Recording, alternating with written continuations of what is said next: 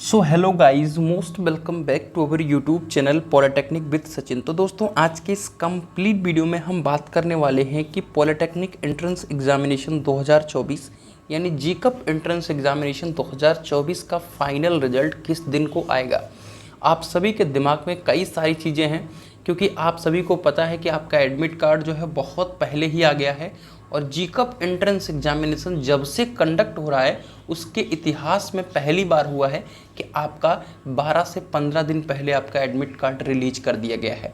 ठीक है, तो अब आप सभी का डाउट है कि हमारा जो फाइनल रिजल्ट है वो कब तक आएगा और फिर हमें आंसर की कैसे देखने को मिलने वाली है, और आंसर की आ जाएगी, फाइनल रिजल्ट आ जाएगा तो किस हिसाब से रैंक बनेगी और किस तरीके से हमारा एडमिशन होगा और नई क्लासेज कब स्टार्ट होंगी, तो उसी के बारे में ऑथेंटिक इन्फॉर्मेशन आप सभी के साथ शेयर करने वाला हूं। तो चलिए बिना देरी किए अपनी इस वीडियो की शुरुआत करते हैं। देखिए, आपको पहले एक बेसिक जानकारी होना बेहद इंपॉर्टेंट है अगर आप पॉलिटेक्निक एंट्रेंस एग्जामिनेशन दे करके एडमिशन करवाने वाले हैं। देखिए, आपका जब नया एडमिशन होता है तो उसके पहले आपके फर्स्ट ईयर के छात्र सेकेंड ईयर में जा चुके होते हैं और सेकेंड ईयर के छात्र फाइनल ईयर में जा चुके होते हैं और फाइनल ईयर के स्टूडेंट्स पास आउट हो चुके होते हैं। यानी हमारा कहने का सीधा सा मतलब है कि जब तक फाइनल ईयर के स्टूडेंट्स पास आउट नहीं होंगे तब तक आपको कॉलेज में दाखिला नहीं मिलने वाला है। जाहिर सी बात है, जब तक पुराने बच्चे एडमिशन नहीं ले चुके होंगे तब तक आपको एडमिशन कैसे मिलेगा। तो अब उसके बारे में बात कर लेते हैं कि इन लोगों का पेपर कब ख़त्म हो रहा है। देखिए, मैं आप सभी को बता दूं कि दो तरीके से पेपर कंडक्ट होते हैं आपके जब फाइनल ईयर यानी लास्ट सेमेस्टर के पेपर होते हैं। तो इसमें क्या है कि आपका एक तो नॉर्मल पेपर है, लेकिन जो बच्चों की बैक लग गई है, ठीक है, बैक क्या होती है, आने वाले सेमेस्टर एग्जामिनेशन के दौरान सारी चीज़ें क्लियर होंगी। बैक लगने का मतलब होता है फेल होना, लेकिन फेल होने पर भी आप आने वाले सेमेस्टर की पढ़ाई करते रहते हैं, तो उसका पेपर होता है। तो शेड्यूल जो है वो पूरी तरीके से जारी कर दिया गया है आपके सेमेस्टर एग्जामिनेशन की। अब बता देता हूँ शेड्यूल क्या है। तो वो शेड्यूल जो है वो है आपका 22 जून से लेकर के, कब तक है, 22 जून से लेकर के आपका 14 जुलाई तक। ठीक है, और फिर दूसरा जो बैक का शेड्यूल है वो लगभग 14 जुलाई से चलेगा। ठीक है, वो लगभग 14 जुलाई से चलेगा और वो 25 जुलाई तक चलने वाला है। ठीक है, और प्रैक्टिकल जो होता है एग्ज़ाम के बाद होता है, जो कि आपका 25 जुलाई से चलेगा और 1 अगस्त के बीच में ख़त्म होने वाला है। ठीक है, तो जो ऊपर से अनाउंसमेंट है, आपका जो एडमिशन होगा वो पूरी तरीके से कब हो जाएगा, वो पूरी तरीके से आपका पूरे जुलाई के अंतर्गत हो जाएगा और आपकी जो नई क्लासेज हैं वो 15 अगस्त से शुरू होंगी। ठीक है, अब उसके बारे में इन्फॉर्म कर देते हैं आप सभी को कि आपका आंसर की कब आने वाला है। तो चलिए आगे बढ़ते हैं और न्यूज़ को पहले दिखाते हैं। ठीक है, चलिए, तो आपके सामने एक हेडलाइन दिख रही होगी, 1 जुलाई को रिजल्ट। क्या दिख रहा है, 1 जुलाई को रिजल्ट। तो ये ऑथेंटिक इन्फॉर्मेशन है कि आपके पॉलिटेक्निक एंट्रेंस एग्जामिनेशन का जो रिजल्ट है वो 1 जुलाई को जारी कर दिया जाएगा, और डेफिनेटली जारी कर दिया जाएगा, क्योंकि पिछली बार भी जब एंट्रेंस एग्जाम हुआ था तो आपका 18 दिन के अंदर रिजल्ट जारी किया गया था। लगभग 18 दिनों के अंदर रिजल्ट जो है वो जारी कर दिया गया था, 18 से 16 दिनों के अंदर। और इस बार 18 तारीख को ख़त्म हो रहा है और 13 दिन के अंदर जारी करने के लिए कह रहे हैं। तो आप डेफिनेटली 4 दिनों का या 3 दिनों का मार्जिन लेकर चल सकते हो।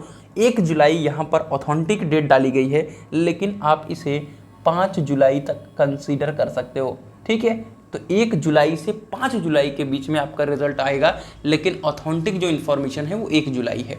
अब क्या इस पर जीकअप पूरी तरीके से काबू करके रिजल्ट दे पाएगा, वो उसके ऊपर डिपेंड करता है। जिस तरीके से एडमिट कार्ड वगैरह उन्होंने टाइम से दे दिया, अगर ये आ जाता है तो आपके लिए वेल एंड गुड है।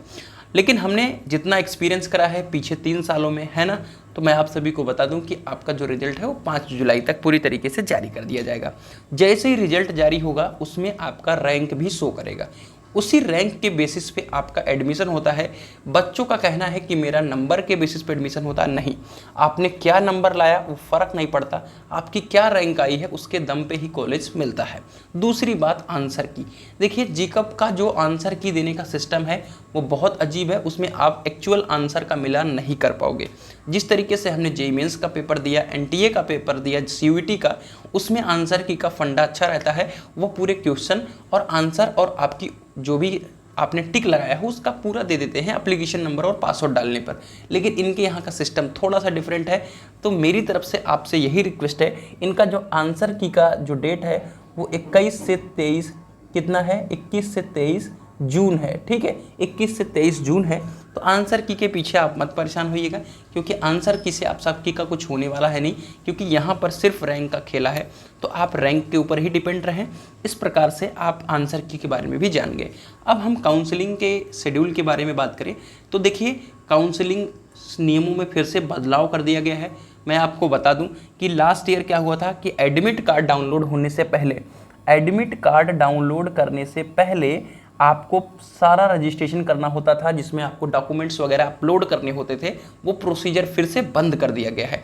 यानी आपने डायरेक्ट एडमिट कार्ड डाउनलोड किया है, वहाँ पर पूरा आपका आधार वेरिफिकेशन होता था, पूरा डॉक्यूमेंट अपलोड होता था, फोटो अपलोड होता था, ठीक है, मोबाइल OTP वेरिफिकेशन होता था, देन आपका क्या होता था, एडमिट कार्ड डाउनलोड होता था।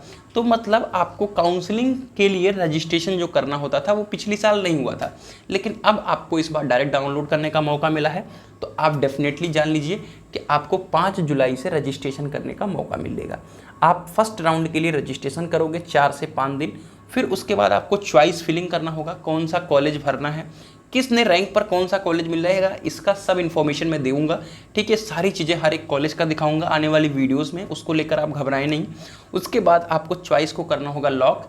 फिर आपके गवर्नमेंट कॉलेज के लिए, यानी कॉलेज के लिए सीट अलॉटमेंट रिजल्ट आएगा राउंड 1 का, उसमें शो करेगा आपको कौन सा कॉलेज मिला।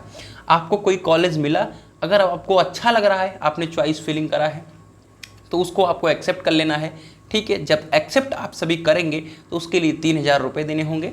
उसके बाद बचा हुआ फीस आपको कॉलेज में जाकर के सबमिट करना होता है। ठीक है, उसके बीच में भी एक प्रोसेस होता है डॉक्यूमेंट वेरिफिकेशन। 3000 जमा करने के बाद सारा कुछ लेकर के आपको आपके निजी पॉलिटेक्निक, यानी आपके जो भी ज़िला है उसका एक पॉलिटेक्निक कॉलेज रहता है, वहाँ पर जा कर के डॉक्यूमेंट को देना होता है और वहाँ पर डॉक्यूमेंट वेरिफिकेशन करते हैं। जब डॉक्यूमेंट वेरिफिकेशन करते हैं तब ऑनलाइन फ़ीस पेमेंट का पोर्टल ओपन होता है। तो ये काउंसलिंग का भी कुछ मैंने शॉर्ट वे बता दिया। फिर अगर आपको नहीं अच्छा लग रहा है कॉलेज तो फ्लॉट करना होता है, फिर भी 3000 जमा करना होता है, लेकिन डॉक्यूमेंट वेरिफिकेशन नहीं कराना होता है। जब आप फ्रीज करते हो तभी डॉक्यूमेंट वेरिफिकेशन होता है। 3 राउंड तक फ्लॉट कर सकते हो, यानी आप कॉलेज छोड़ सकते हो। चौथे राउंड में मिला हुआ कॉलेज आपको ऑटोमेटिकली लेना पड़ेगा। ठीक है, दूसरा केस कि जो सबसे ऊपर वाला कॉलेज होता है वही सबसे पहले दिया जाता है। यानी अगर आपने सबसे लो रैंक वाला कॉलेज सबसे ऊपर रख दिया है और आपकी रैंक बहुत भी अच्छी है, फिर भी आपको क्या होगा, वही कॉलेज मिलेगा जो सबसे लो रैंक वाला है। अब तो इसलिए आपको जो भी चॉइस फिलिंग करनी होती है वो प्रेफरेंस वाइज करनी होती है। प्रेफरेंस वाइज का मतलब ये होता है कि सबसे हाई लेवल का कॉलेज जो है वो सबसे ऊपर, फिर उसके बाद लो लेवल का कॉलेज, है ना। नहीं तो अगर आप सबसे लो लेवल का कॉलेज ऊपर रख दोगे, उसका कहने का ये मतलब है कि आपको सबसे पहले यही कॉलेज चाहिए था, इस हिसाब से वो सबसे पहले लो लेवल वाले को दे देगा, इसलिए आप सबसे अच्छे वाले कॉलेज को ऊपर रखेंगे। तो आपको रिजल्ट के बारे में भी सारी चीज़ें इन्फॉर्म कर दी हैं मैंने, और कोई दिक्कत है तो कमेंट करिएगा, बताऊंगा आप सभी को। तो चलिए मिलते हैं एक नई इन्फॉर्मेटिव वीडियो के साथ, तब तक के लिए बाय बाय, टाटा, love you all, take care.